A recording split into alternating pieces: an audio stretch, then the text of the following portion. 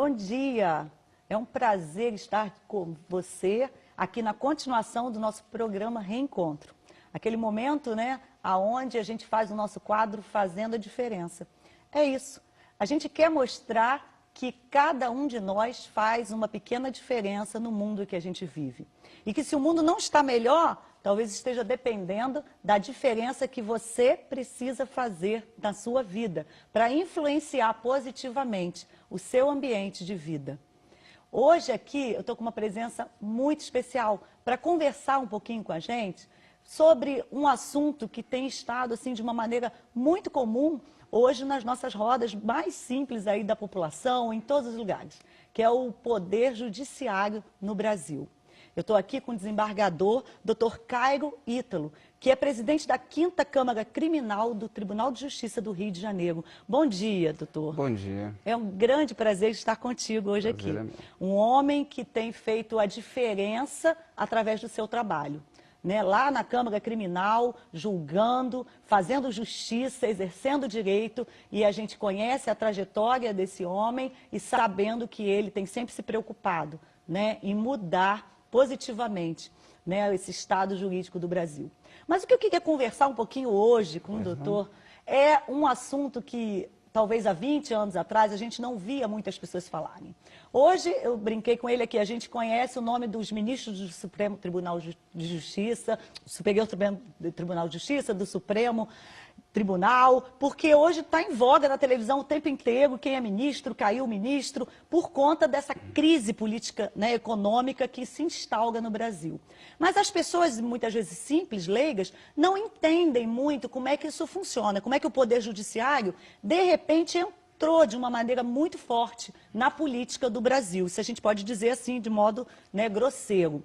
E eu queria que o senhor explicasse um pouquinho para a gente essa importância do Poder Judiciário hoje nessa crise político-econômica do Brasil. Pois não. A nossa democracia, ela é jovem. Temos 32 anos de volta à normalidade democrática. E as nossas instituições ainda estão se fortalecendo. E, nesse momento, o judiciário é chamado, o que não acontecia em outros tempos, né? Porque as nossas instituições ainda estavam acostumadas com o exercício da democracia e o judiciário tem esse papel muito importante de fazer cumprir a Constituição, as leis e se os elementos de natureza política, esses órgãos não conseguem resolver os problemas que estão sendo apresentados a nós, o judiciário é chamado para, preservando a Constituição e a legalidade, atuar tentando solucionar esses problemas. Bom, se eu bem me lembro minha aula de constitucional, meu professor era muito bom, existe essa independência dos poderes, né? Perfeito. Mas, e às vezes a gente ouve até a população mais leiga falar, ah, mas o judiciário está mandando lá no lugar que não era para mandar. É possível ter justiça efetiva sem a mão do judiciário, mesmo no legislativo e no executivo? O que acontece? O legislativo, o executivo tem as regras. É óbvio que cada um dos poderes tem de ocupar o seu lugar reservado constitucionalmente. Mas se há determinadas situações em que há algumas medidas que arranham a legalidade ou a própria Constituição, que é a nossa lei maior, o judiciário é chamado a intervir. Nós temos um artigo que diz que nenhuma lesão a direito será excluída da apreciação do judiciário. Então, se na atuação tanto do executivo quanto do legislativo há determinadas situações em que há uma lesão a algum direito individual ou coletivo, até por determinação, por imposição constitucional, o judiciário pode ser provocado e atuar para tentar solucionar esse problema. Eu, como operadora do direito, eu defendo o judiciário entrar nessas questões. Até porque a gente tem visto, né, infelizmente, por conta da corrupção, dos interesses próprios, que em muitos momentos, né, é o judiciário que está conseguindo segurar, né, essa situação. E o que a gente via o judiciário intervir nas pequenas coisas, que é o nosso cotidiano, hoje a gente está vendo o judiciário tomando medidas muito importantes, né, e segurando isso aí. Mas eu queria doutor, que o senhor falasse um pouquinho para a gente também sobre a sua fé no Brasil. Eu quero saber, assim, o Brasil tem jeito, com tudo isso que a gente tem visto negativamente? O senhor acha que, lógico, do seu ponto de vista jurídico, como é que o senhor vê aí o futuro do Brasil nesse panorama nosso? Eu sou uma pessoa otimista, sempre fui e continuo sendo otimista. E eu acredito piamente no Brasil.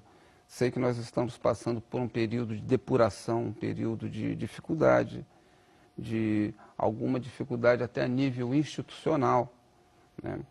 Intervenção do judiciário para sanar problemas no executivo, no legislativo, mas eu acho que essas dificuldades surgem para que elas sejam superadas.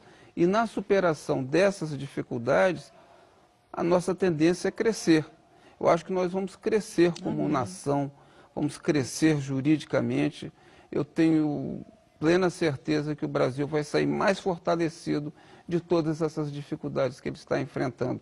Isso vem para fortalecer a nossa democracia e nós nos tornaremos realmente aquilo que nós sempre tivemos, né, essa vocação de ser um grande país. Eu acredito piamente nisso. Ai, é muito bom a gente ter um sábado de manhã e ouvir uma palavra dessas.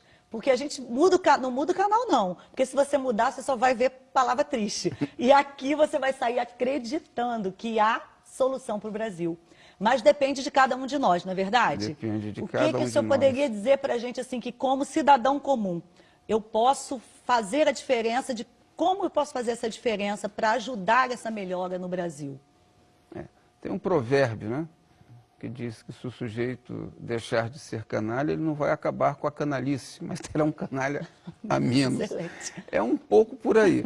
Eu acho que nós temos de tomarmos consciência da situação do nosso país, temos de ser o exemplo onde nós atuamos. Eu como magistrado, você como jornalista, fazendo o seu programa, se cada um de nós procurar exercer o nosso poder de forma correta, ética, honesta, e sabendo que o poder é um dom que Deus nos deu só para fazer o bem, eu acredito que nós vamos mudar o nosso país. Teremos um grande país. Amém. Muito obrigada pela sua palavra, doutor Caigo. Eu queria que você refletisse nessa palavra. A mudança tem que começar em você, tem que começar em mim. Para de olhar lá para cima, para Brasília, para os políticos, para os grandes empresários, e vamos começar essa mudança a começar de cada um. Não deixe o fim de semana passar sem você fazer a diferença na vida de alguém. E se você quiser também sentar aqui e contar a sua história, entre em contato com a gente. Entra lá no YouTube, Evelise Cavalcante, no Facebook, no Instagram, e você vai fazer contato com a gente aqui. E quem sabe, no sábado que vem, é você que vai estar aqui. Um ótimo fim de semana e Deus abençoe a sua vida.